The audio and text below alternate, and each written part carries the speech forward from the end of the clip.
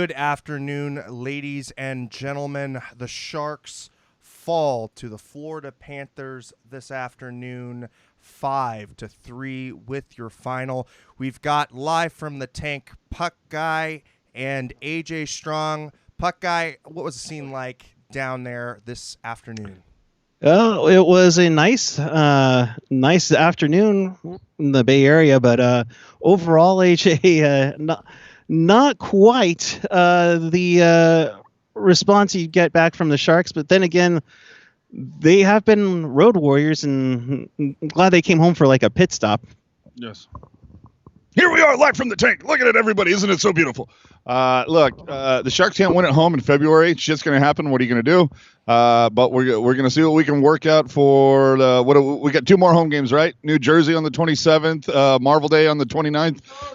So go Sharks. Dude's wearing 49ers gear. Right on. This I blame it on Mike Hoffman, as I blame all things. That's what I do. But look, I think you can almost give them a pass. 3rd game of 4 nights. Every game starting when the sun is out. I don't know what the hell's going on there. But look, they got the win in Minnie. They got the win in Winnie. So, F you, Florida. With New York, the NBC division, we coming for you, man. We coming. Just saying. Yeah, rough one to get, and they had 2 teaser goals in this one, Landy, and man, it was not the prettiest of them all. But 4 wins out of the last 6 games, you'll take it for this run. Erik's face describes this game. It wasn't pretty. It had some bumps. It had some bruises. I mean, come on now. Oh my goodness! What's the chat saying, Landy? The chat's saying 2 yutzes. Patrick Tyler with a possible win versus New Jersey, then Otto loss versus Pittsburgh.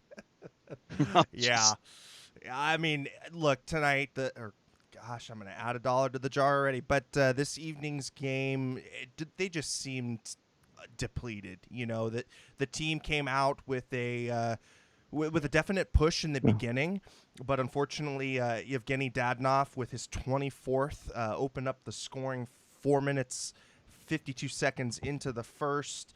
Dylan Gambrell, however, tying it up 11 minutes, 30 seconds into that first 1-1. And Gambrell starting to show a little bit of flashing the scoring touch there. What did you guys see on the Gambrell goal?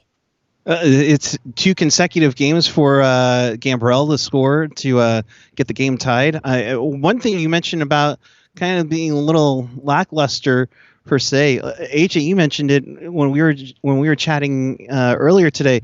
These guys don't seem like they are up to full speed, and maybe it is the travels, and maybe it's the 1 p.m. start. I don't know if it's all the day starts. I don't know. Dude, the entire team looked like it had like a collective team man bun. Like everybody just. Yeah. Don't you wish you could have, we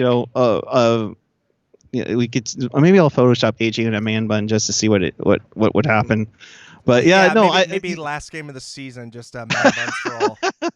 But yeah, Gambrell with a nice goal to tie it up. I thought. Right out in the open, bad turnover from the Panthers defense, and of course Bobrovsky, doing his Urbe moment. Yeah, no, doing his best impression of Urbe there, and kind of flopped all over, and Gambrell was able to deposit it in, and it's good to see him again. Really start to show a little bit of the scoring touch. Hopefully it continues. And this is going to be an audition for the young kids going forward. I mean, with the depletion in that forward core, hell, even the depletion on the back end, it's going to be audition season for the rest of the go here. So... AJ doing his best Sharky impression there. You're the best Sharky impression. Nice, right? Up close and personal, way too much. All right, we'll keep moving along here. Oh my goodness! Well, that would round out the scoring in the first 1-1 Sharks.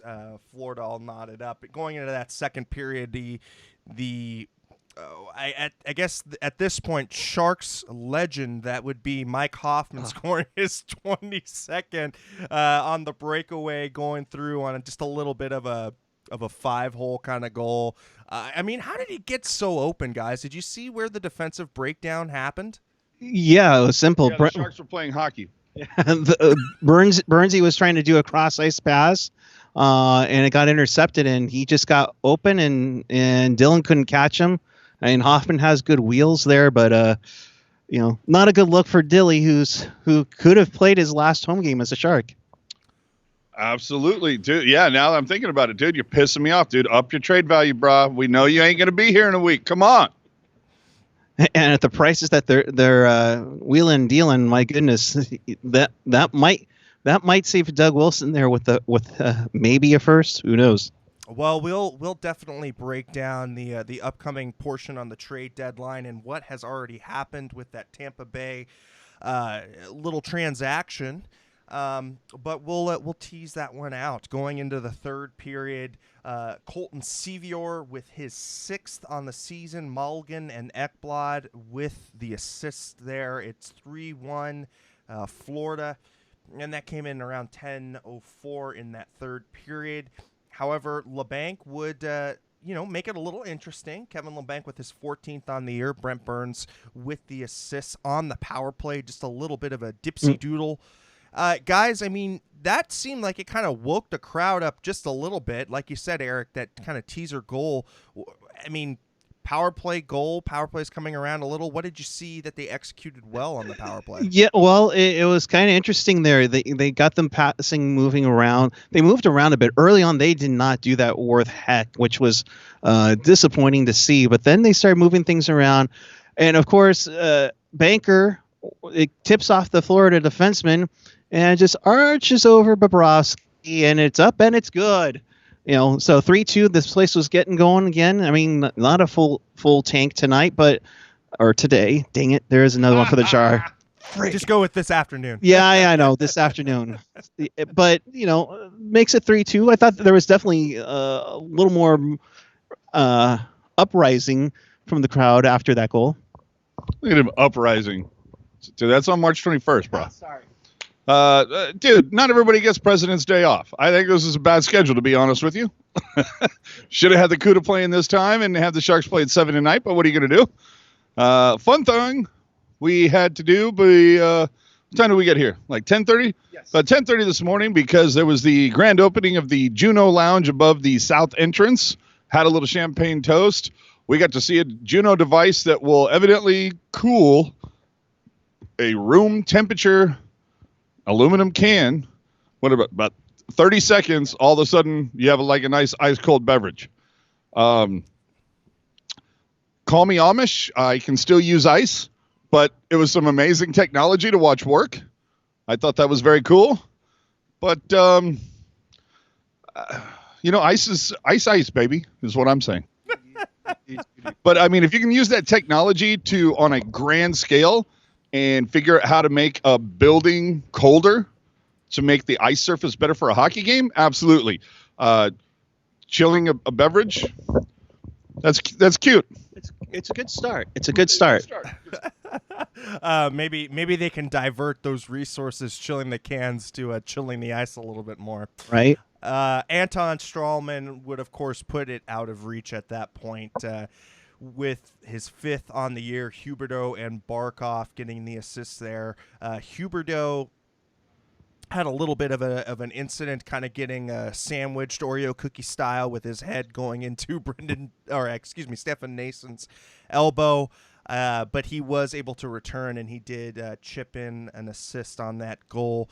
Also, Antti Suomela would not play the third period, was ruled out by the Sharks staff. Unfortunate, because, again, that's one of those kids that you look to who, really has got to step it up and has to really justify his position in the lineup going into next season. So it's a string of bad luck for Auntie, and hopefully it's not going to be too long of a layoff for him, but we'll see. Timo Okay, you little Meier. chatterbox, we gotta wrap things up here. Landy, they're about to kick us out, so you're going to need to take this the rest of the way.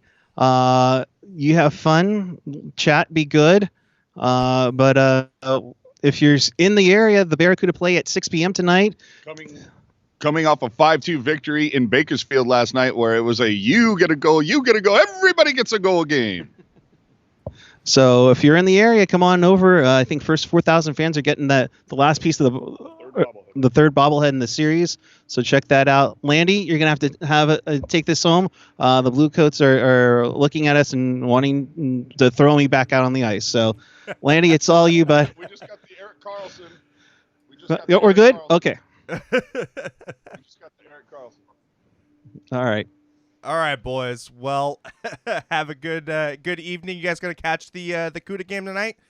Most likely we will.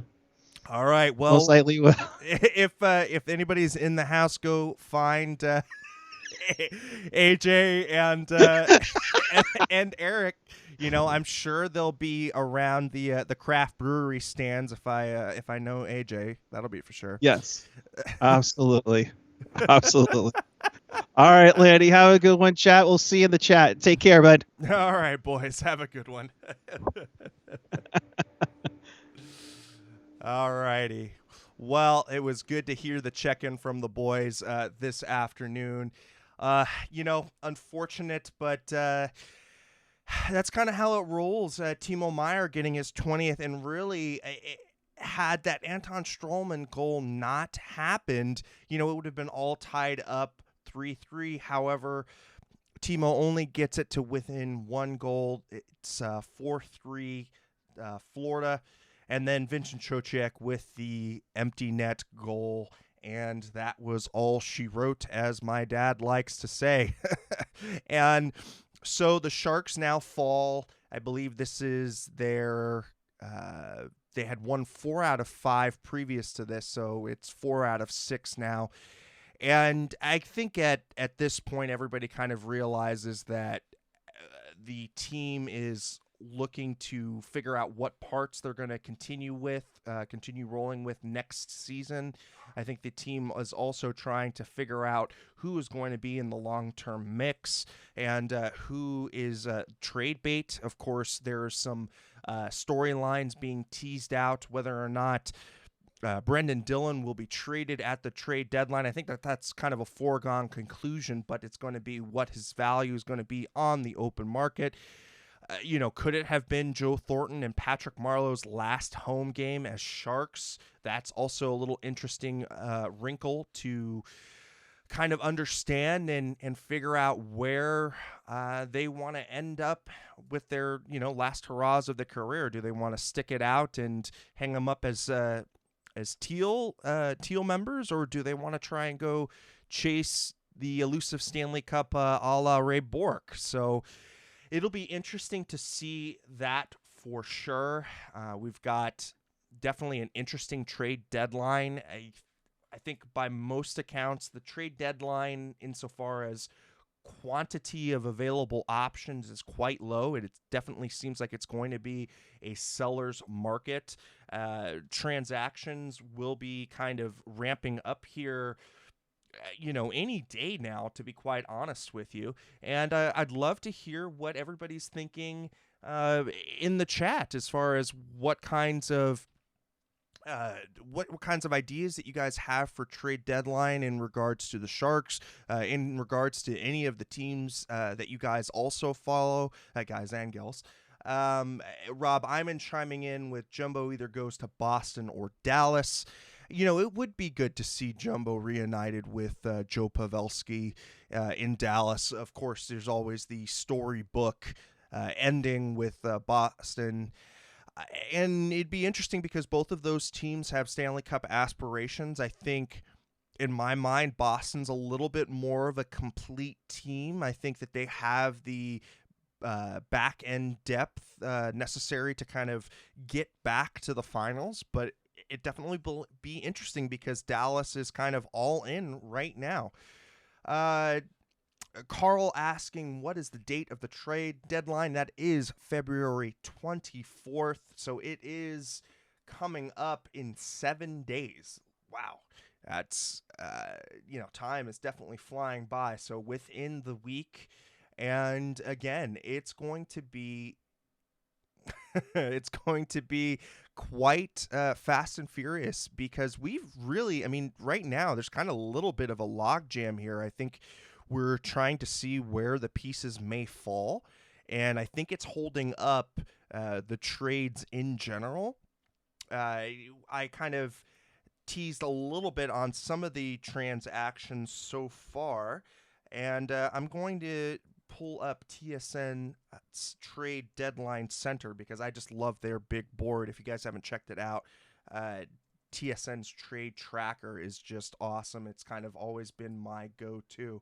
So pulling up on the trade tracker, of course, New York, the Islanders picking up Andy Green from the New Jersey Devils. They're getting prospect David Quinville and a 2021 second-round pick.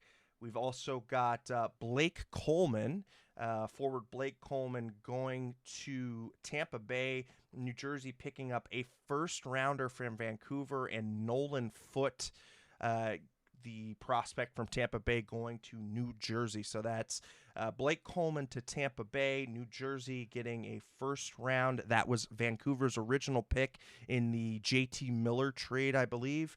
And Nolan Foote going to New Jersey. So New Jersey definitely kind of reloading here and restocking for another season.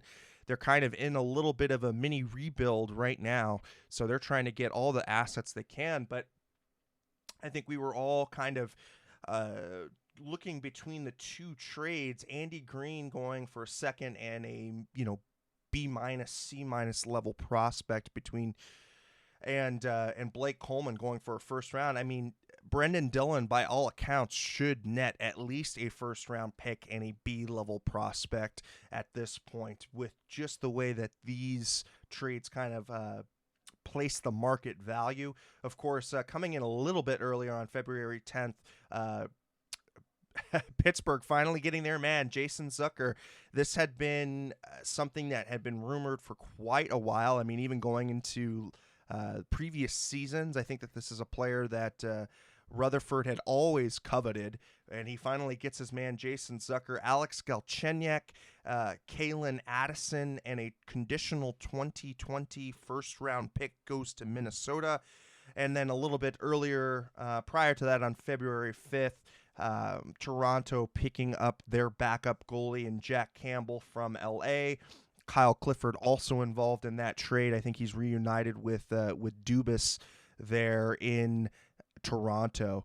So, it's going to be quite interesting the way that this all stacks up because, like I said, we've had 4 trades in February, and that seems a little low. So it seems like there's a little bit of hesitation to understand where exactly the teams are going to end up.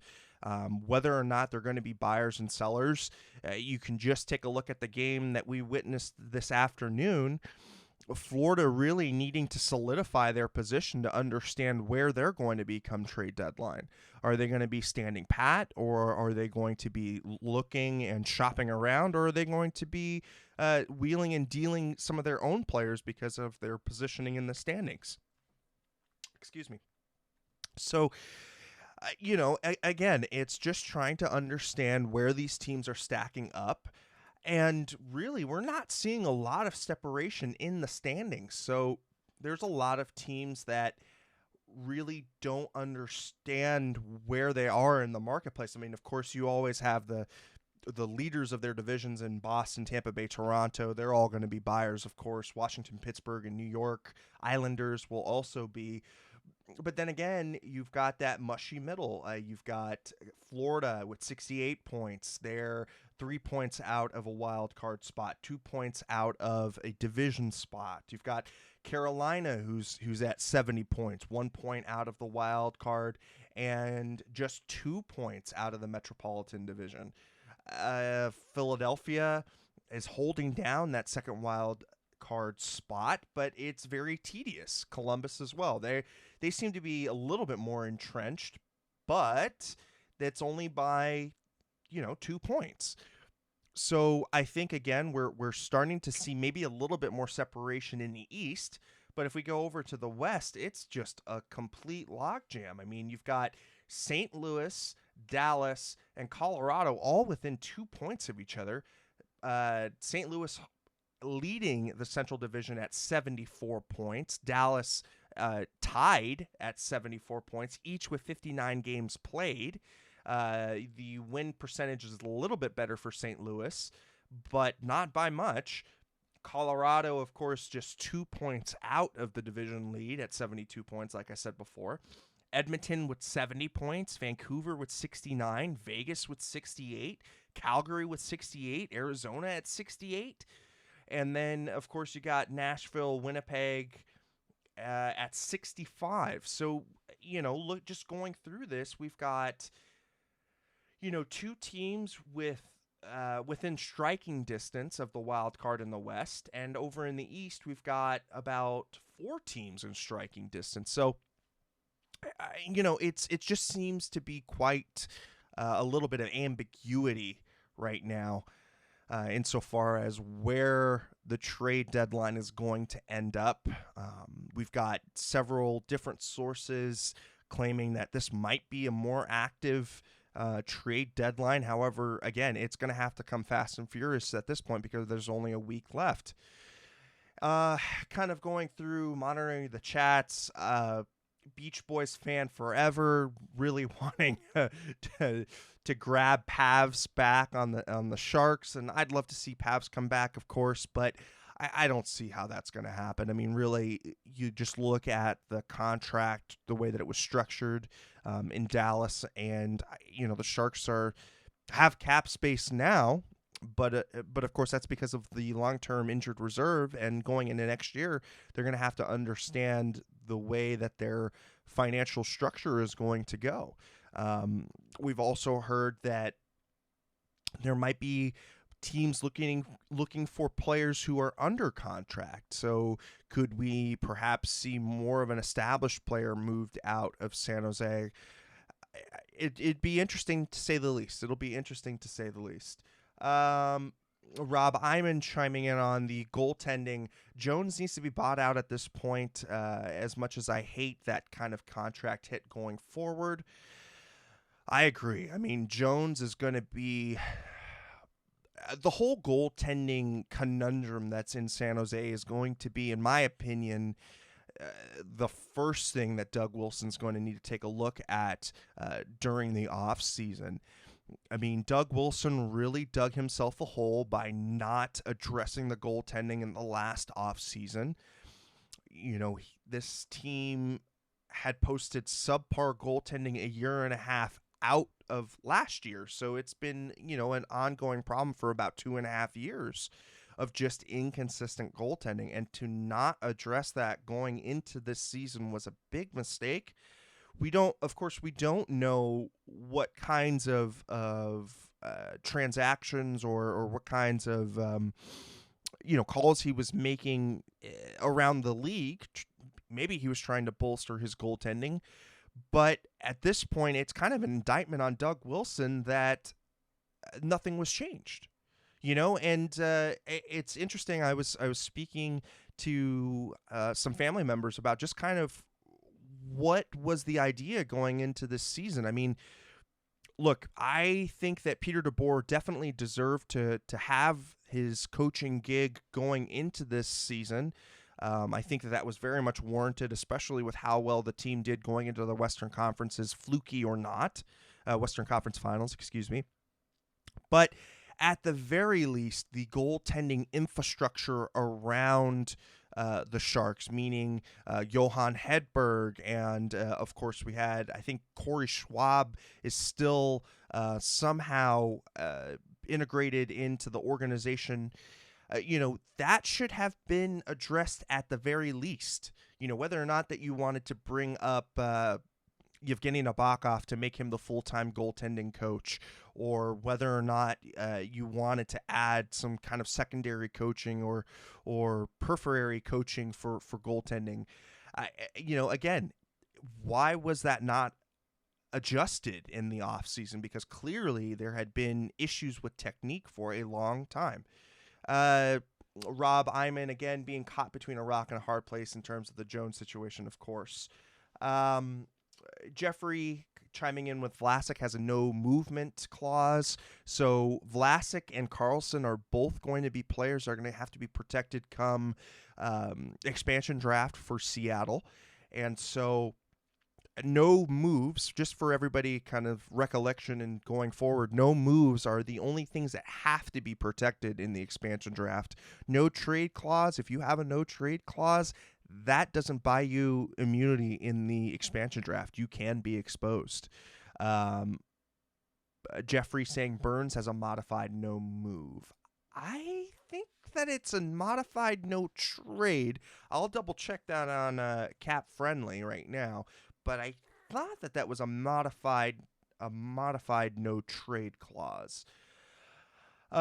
Rob chiming in again with Maxim Latunov likely slots in because of the Antti Suomela injury. I totally agree there. I think I liked what I saw out of Maxim Latunov. I think he definitely needs to get an extended audition. He's got the tools, especially in the physicality and the size department. He does have a little bit of a... he's got a little bit of a scoring touch that he showed in college. I think he went to UConn. I think he was a UConn Husky, I believe, a University of Connecticut Husky. Somebody check that in the chat if you wouldn't mind, but I believe he was a University of Connecticut guy. So Latunov, I think, is definitely an interesting player in the system. I've really enjoyed what I saw out of Alexander True. Talk about a kid who has all the tools there to be successful in the NHL. But I think he needs to work on his offensive game. His defensive game is quite excellent, and the offense you can teach. The defense, in my opinion, is always the thing that forwards kind of struggle with. So having a good defensive forward, you can teach the offense. The defense, I think, is definitely the part that is more difficult to teach. Woo! Doing this solo, you kind of have to get what you're trying to say in your brain before you say it. Not only that, but you kind of get quite parched. Going into next season, Carl's asking about Stefan Nason. Stefan Nason, in my opinion, has definitely earned a contract extension. I think he's one of those guys that is kind of an infectious hitter. So when he's really on his physical game and he's using all of his tools, especially the speed, especially the physicality, he's able to bring an extra layer to the Sharks that only an Evander Kane brings. And of course, because Evander Kane is on the shelf right now due to that suspension, and we will talk about that as well. Stefan Nason really adds that sandpaper grit, that kind of player that's not going to take any nonsense from anyone. California Cruising, good to see you all on the chat as well. Maxim Latunov is from University of Connecticut. Thank you, Felix, for the check there. Stefan Nason, to me, really has proved himself, and really a nice pickoff off of the waiver pile for sure.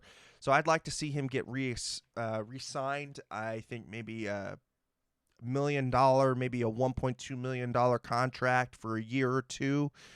So let's say 2 years, $2.4 million would be a pretty good contract for him, especially because you're going to have Melker Karlsson coming off of the books. So, Stefan Nason can take that place there. And I think he's definitely endured himself to quite a bit of the fan base as well. I think everybody is kind of chiming in. They'd love to see Stefan Nason be part of the fold going forward. In the excitement of doing this solo and having the guys on at the very beginning for the check-in, we forgot to be a part of the show. Goodness gracious, that's going to be another $1 that I'm going to have to add to the jar there. But if you want to be a part of the show, please go ahead and hit us up on all of the social media. Of course, you can hit us on Twitter, Instagram, YouTube, Facebook, SoundCloud, and of course, Reddit. And check out all of the great content that we've got going up on tealtownusa.com. We've got Mark. He just posted a new article up, and it's really good. I really suggest take a look at that. And really, I mean, it's just a great community to be a part of, and we're super appreciative of everybody here just chiming in, especially on these kind of matinee President's Day special, that's for sure. Patrick Tyler, thank you for chiming in as well. Yes, he'd like to see another season out of Nason, that's for sure. Rob Iman also, Rob, really good on the chats this afternoon, saying that he'd like to see Shellman kind of stick around with Nason and True. And you know what? That sounds like an awesome foundational fourth line. Of course, we still have to figure out what Dylan Gambrell is. I think at this point he's still an enigma as to whether or not he's going to be a full-time NHLer, whether he's a top 9 kind of player or a bottom 3 kind of player. Because right now I just feel like he hasn't shown enough consistency game to game to really warrant anything higher than a fourth line spot. I'd love to get what everybody's kind of ideas are on that, but to me right now, Dylan Gambrell needs to show me more. He needs to show me more, and he needs to show that he's able to stick as a full-time NHLer. So, that's kind of where I see Dylan Gambrell's kind of future with the team right now. It's just kind of shadowed in doubt, and he needs to really use these final, 21 games or 20 games left in the season to solidify his positioning. I think going into next season, the Sharks are going to really have to understand that they're going to need some more scoring depth. I think they're going to need some more scoring depth, whether that be a center. I'd love for them to get another center who's able to hold his own on the offensive zone. And so you wanted to see the next steps from a Kevin Labanc and the next steps from a Timo Meier, and I think that they're coming around, those two in particular. But still, you want another established scorer for this team. I mean, their offensive statistics have been god-awful this season. A lot of it has to do from not generating enough from the back end, but still, I mean, even just the forwards driving play, not good. And like I said the last time I was on here, to me, Patrick Marleau and Joe Thornton have given everything to this organization and more. Those two, while I love them and while they will always hold a special place in my heart, I believe it's time to turn the page next season. Maybe they want to do a kind of a Williams style comeback if the team is having a good year, but it's time to turn the team over and really allowing a couple of players to graduate into their spots. It needs to happen, and I think it just needs to kind of. I think that this is the organic way it is supposed to happen. I think this year has really shown me that those two, while we love them and while they're fan favorites, it's too hard to rely as much on the offense from those two as we have done, and it's a disservice to them as well. Those two are complementary players now, and they shouldn't be asked to carry as much of a load as they are now. It's not fair to them. It's not fair to them.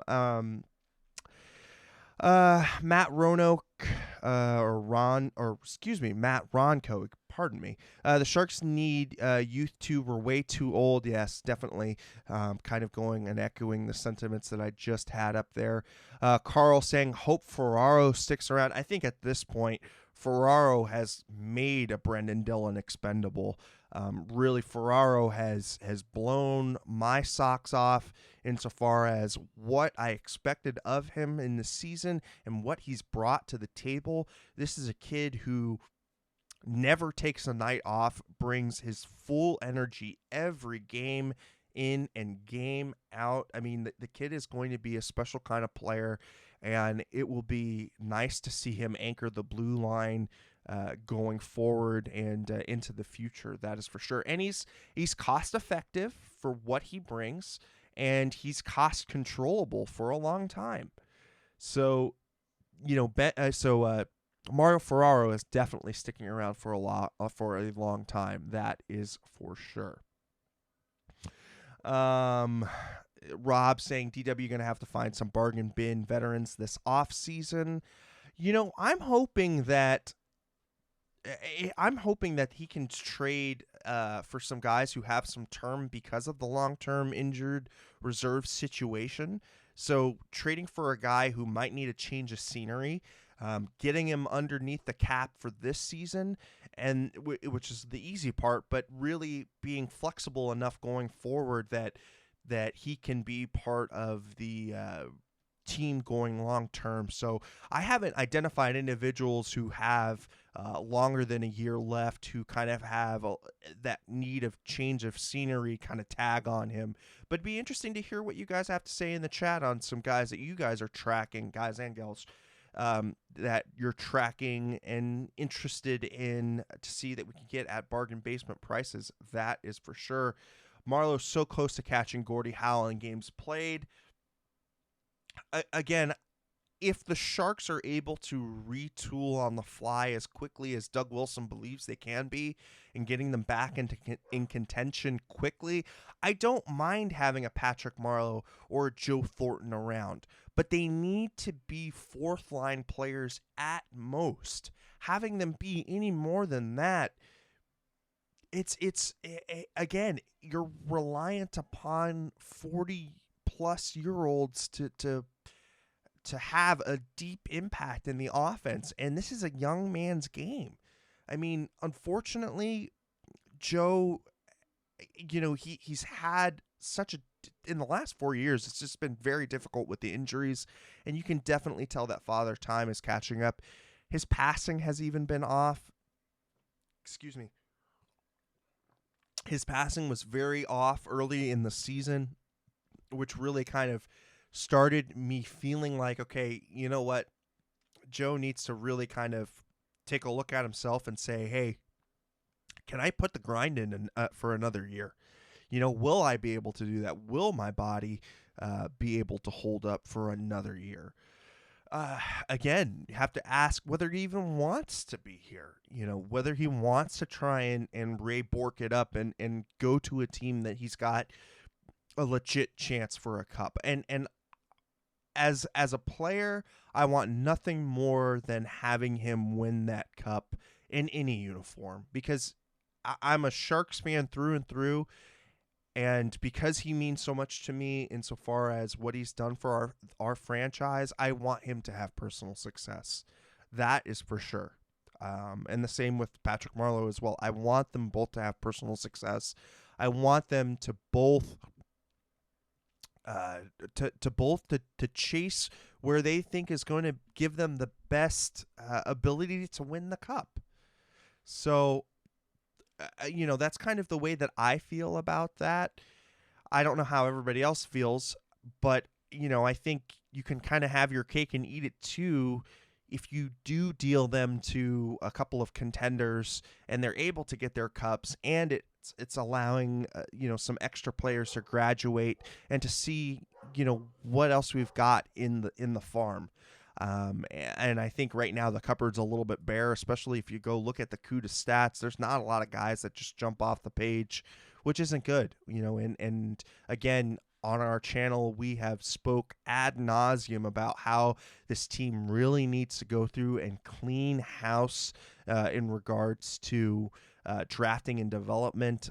We all seem to feel that that's an area this organization really needs to get back to growing. And really needs to get back to being able to produce high-end forward talent, high-end goaltending talent, because this team used to be a goaltending machine. It used to be able to spit out goaltenders, and when Warren Strelo was running the whole operation, it was known as a goaltending factory. So getting back to that is important. So again, just kind of recalibrating the drafting and development crew, and trying to find those diamonds in the rough. But I think really hitting in the first 3 rounds on can't miss prospects is where the team needs to upgrade the most, in my opinion. Felix definitely echoing the sentiment in the chat that Jumbo and Patty's loyalty is to San Jose and to Teal. That's for sure. And I don't think any of this happens without either of them coming to Doug Wilson and saying, hey, look, I want to go try and find my cup, and of course Doug Wilson will tell them that, hey, I totally understand this is not a good year here to try and do that. So it's definitely going to be coming down to them. I don't think Doug Wilson will just trade them willy-nilly. I think it would be, both Jumbo and Patty's coming to him and saying, hey, look, I want to go try and chase a cup. Can you move me somewhere where I can do that?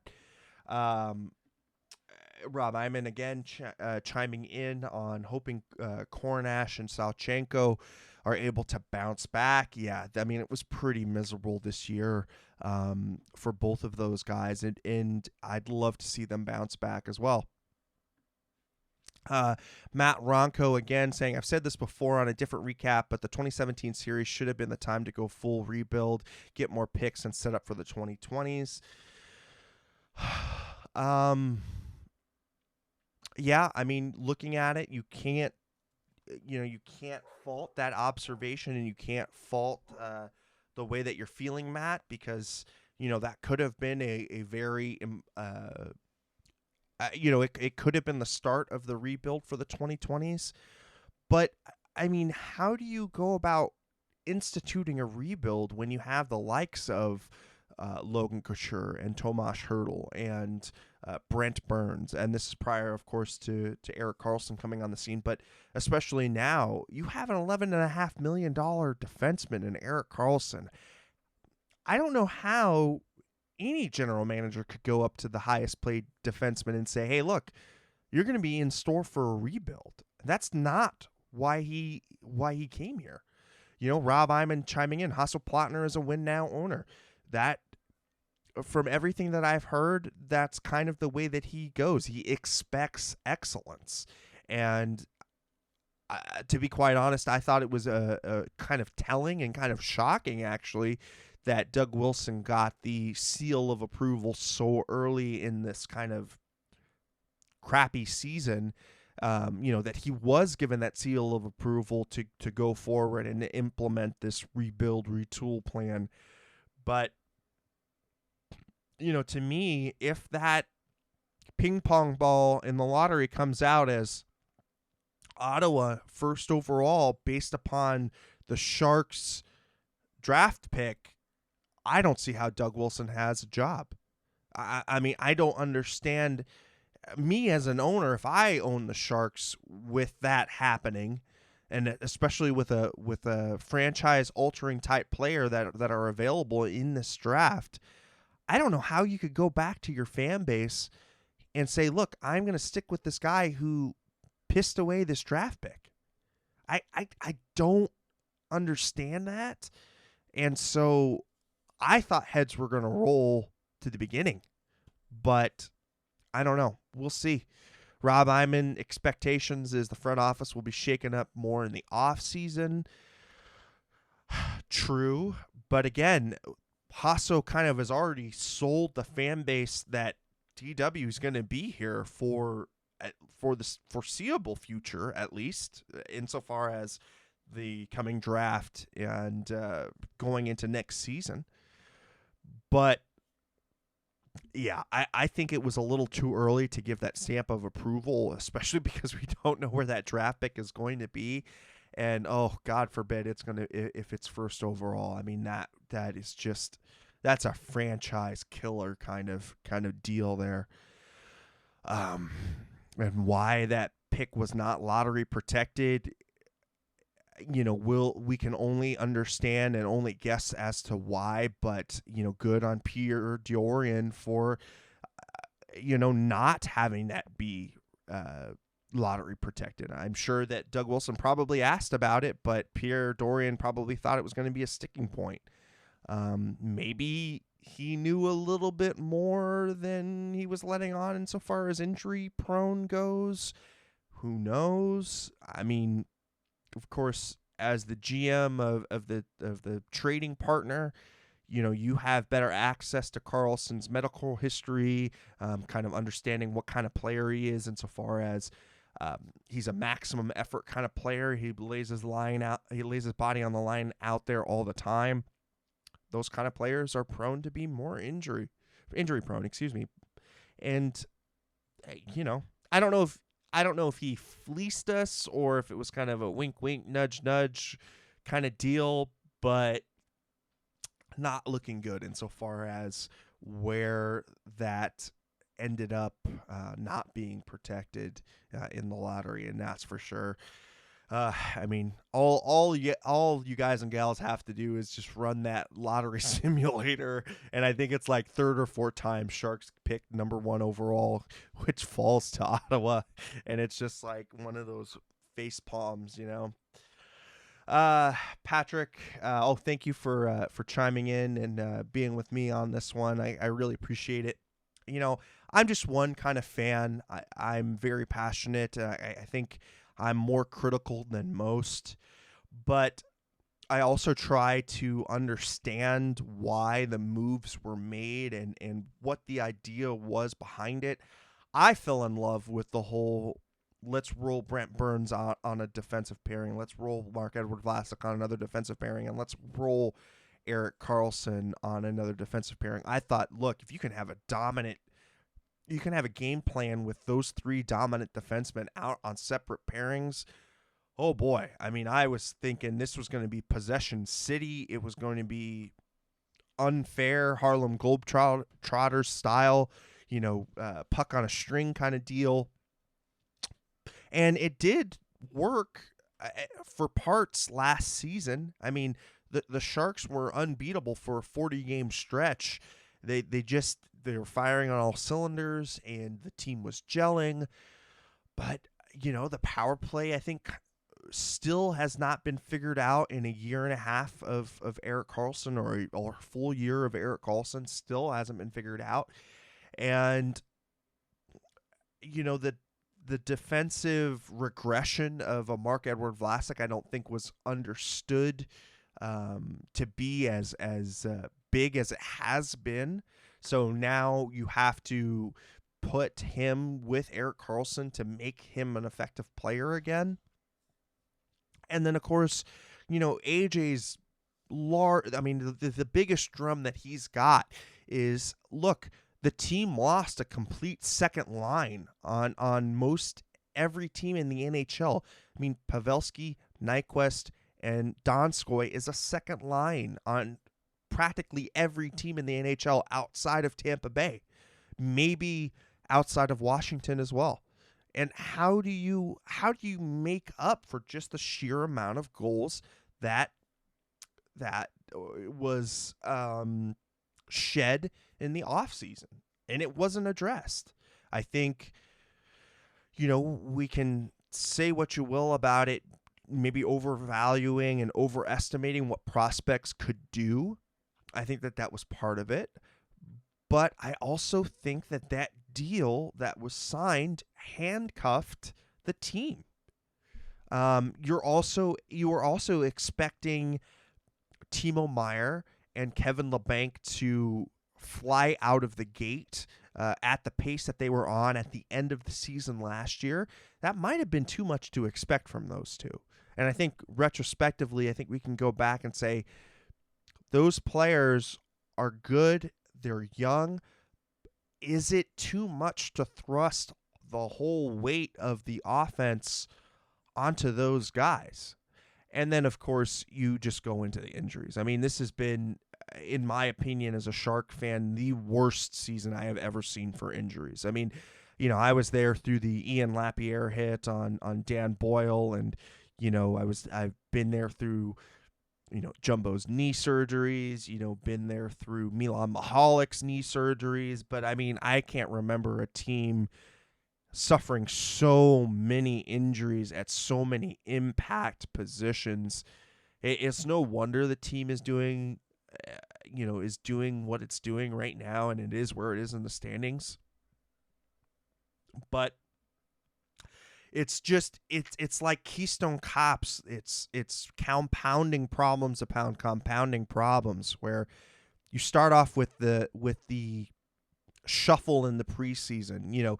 We were seeing kids being shuffled in and out of the lineup in the preseason, unable to get their footing because you only have 7-8 games in that preseason to audition players, but you're also trying to work on systems, and you're also trying to work on power play, on penalty kill. You're trying to work on integrating different styles of play. I mean, going into the season, the team said they wanted to be more defensively oriented, so I'm sure that they were working on that too. So, you had that at the beginning. You had the schedule maker just pull out a dick move with those 3 games in Vegas, the in Vegas for preseason, then in Vegas to open, then Vegas playing against you in the Shark Tank for your home opener. Dick move, really, and that's on Steve Hatcher-Petros, the guy's the NHL's lead schedule maker. I understand that it sells, especially with the way that the playoffs went last year. That shouldn't have happened. And then, of course, we talk about the Marcus Sorensen injury, and he hasn't, Marcus has not looked not nearly good enough as he should have. He was expected to bring a lot more than he has this season. So having him injured to start the season, having Evander Kane out, and mind you, let's not even go into Evander Kane and how this player has been targeted by NHL player safety, has been targeted by the refs as just a player and basically persona non grata. And quite frankly, the whole incident with the referee that happened in the preseason was not on him. He's engaging with a Vegas player, and then a referee tackles him out of nowhere. You understand, because it's automatic abuse of officials. It's black and white. That's what it is. But there was no accountability levied upon the official, which if you're on the ice and you're on the ice with physical players, I don't care who you are, you have to have your head on a swivel. Whether you're an official, whether you're a goaltender, whether you're hell, you're even just making line changes. You have to understand where players are at all the time. So, so that compounded things. And I think that the Sharks haven't gotten a fair shake insofar as reffing goes because of that. I still think that there is kind of a big target around the Sharks and refereeing.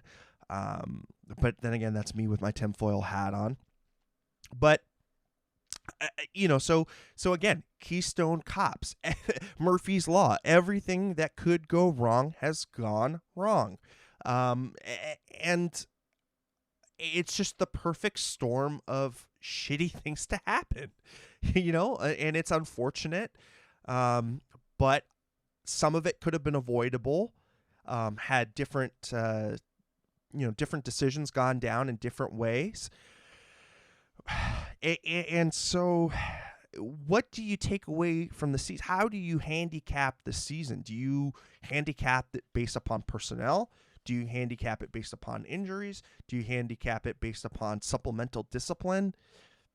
That's the hard part. How do you know what you actually have? The team hasn't been fully realized as construction the entire season. So while we're upset and we're frustrated because we know that this team can do so much better, maybe it's unfair expectations on our end because of what has been around the team. But I also think that there's a level of accountability that the team needs to show as well. Whether that's Doug Wilson, whether that's on Brent Burns, who's had a really crappy year, whether that's on an Erik Karlsson, who by his standards hasn't had a great year. I think there's a lot of blame to go around. And unfortunately, it just all came falling down. The house of cards came falling down in one season. And that's the way that the NHL goes, unfortunately. You can be riding high one season, and then the next, the hockey gods just pull the rug right out underneath you. Rob Iman chiming in on the overhaul of the Department of Player Safety. I agree. You guys can take a look at my timeline on Twitter and understand that George Peros is the wolf guarding the hen house. I mean, who would honestly expect an ex-tough guy to do a good job at player safety? That's just it's so odd. It's such an odd marriage for that to happen. And you think, gosh, Gary Bettman with the whole NHL Players Association alumni, the whole suit going on with the head injuries, you'd think maybe there'd be a scintilla of intelligence in the league office to understand that you guys are going to be put on notice if you're not protecting players more, right? So what do you go and do? You go and replace Brendan Shanahan, who I thought was the best thing that happened to the Department of Player Safety, goes through to Stefan Quintel, who did a good job afterwards, but then you go to George Peros? Like, that makes no sense. Literally. He's not a brain expert. The guy's been hit in the head so many different times. I'm sure he suffers post-concussion syndrome things. Again, the wolf guarding the hen house, I don't get it. There's been some ideas of a committee, a committee-based Department of Player Safety. I like that idea. Maybe you get a 4 or 5 person panel of maybe brain experts, ex-players, ex-officials. I think that there needs to be some officials on this committee too, because they've put time in the trenches kind of understanding how things are called in the moment, what the rule book, how it's interpreted, and what it's meant to do. So I like the committee approach. And when you have a committee approach, there's not just a single source of failure. There's a group of people making a decision. So we'll see. We'll see what comes up with Evander Kane and his undressing of the Department of Player Safety. If you haven't checked out already, go and check out Evander's Twitter. He sent out a statement basically kind of echoing what we have said here. But it needs to be overhauled. Not only does it need to be overhauled for players' sake, but it needs to be overhauled for the sake of the league, because they're just another headshot away from getting sued into oblivion. Really. It's the 21st century.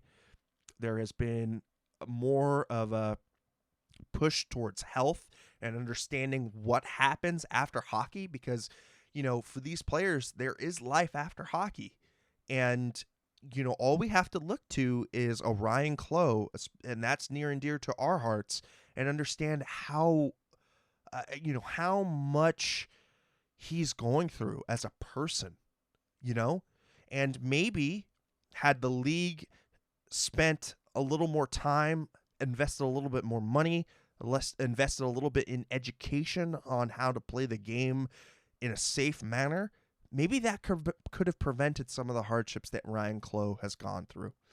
So, that's me getting off the soapbox. Love to hear what everybody has to say. I really appreciate everybody in the comments. You've made my life a lot easier. Just a quick couple of guys. Kreider has been in the rumor mill. Agreed. I think my idea is he's going to be on Edmonton. I think that Kenny Holland is going to do something for that team.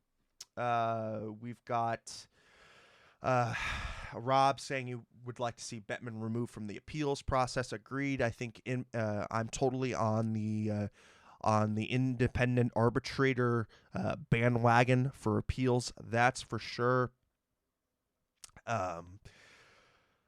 Claude Julien getting fined for ripping officials. Go Claude, because again, that's another area that the officials need to have some accountability as well.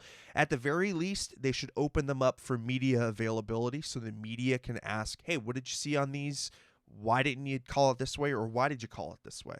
Just a little bit more accountability, a little bit more visibility into the way that the officials think would go a long way. So I think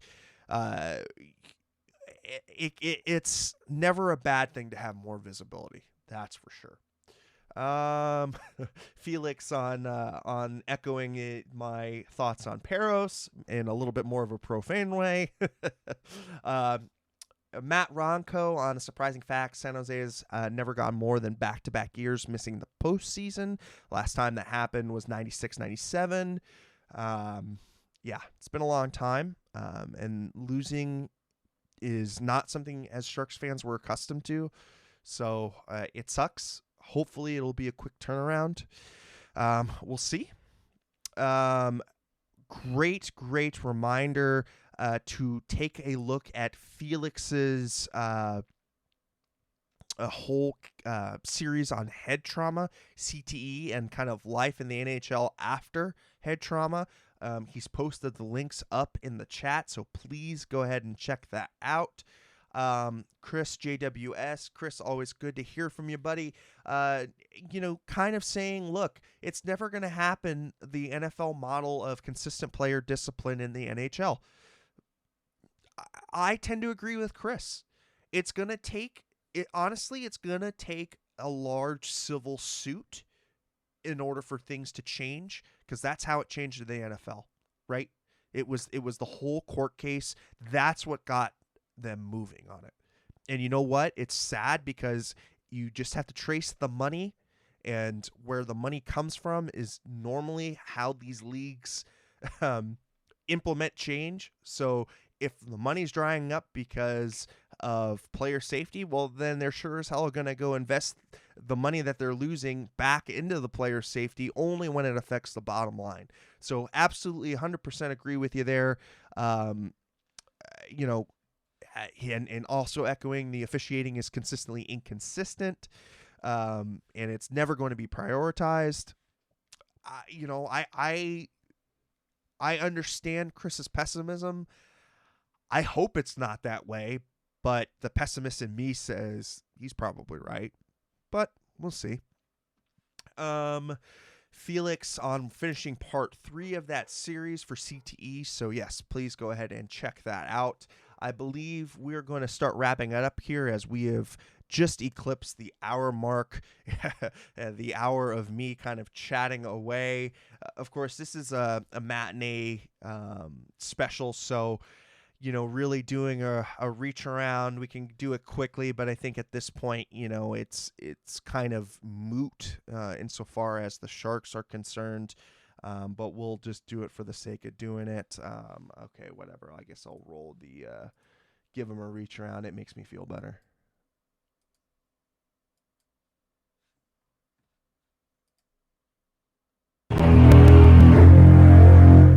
Have the goddamn common courtesy to give him a reach around. Well, let's see who's getting reached around tonight. The Golden Knights are currently beating up on the Capitals 3-0 end of the second period. Of course, the Panthers beat the Sharks 5-3. The Calgary Flames beat the Ducks 6-4, and the Coyotes beat the Islanders 2-1. That does wrap up this evening's reach around. I can say evening because it is almost 5 o'clock. And again, we've gone through the standings, so really doesn't really do much more for us to go through them again. So, with all of that being said, I really appreciate everybody chiming in and helping me out with today's show. You know, it's always kind of difficult to have those chiming in from the tanks, but then rolling to solo. So really appreciate everybody chiming in and helping kind of get some talking points out there. And, really appreciate, special shout out to AJ and to Puck Guy for bringing us the content from the tank. It was awesome to see it. I always love those live check-ins, especially when they got that good mic going. It's good. It's good. So from all of us over at Teal Town USA, thank you so much. If you haven't already, please go ahead and hit that subscribe button. Hit the bell. That bell icon will give you a notification as to when we go live. If you're a longtime member of the community, you'll understand that we go live after every single Sharks game, win or lose, rain or shine, afternoon or evening, hell, even some morning times, as well. So, we do this for the fans, and again, appreciate everybody for checking in. If you want to follow me on my social media, it's at Erik Landi across all of the social media platforms. As I always say, the social media garbage.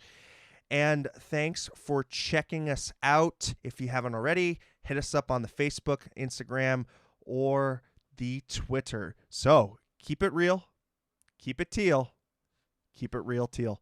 Thanks, everybody. We'll see you next time.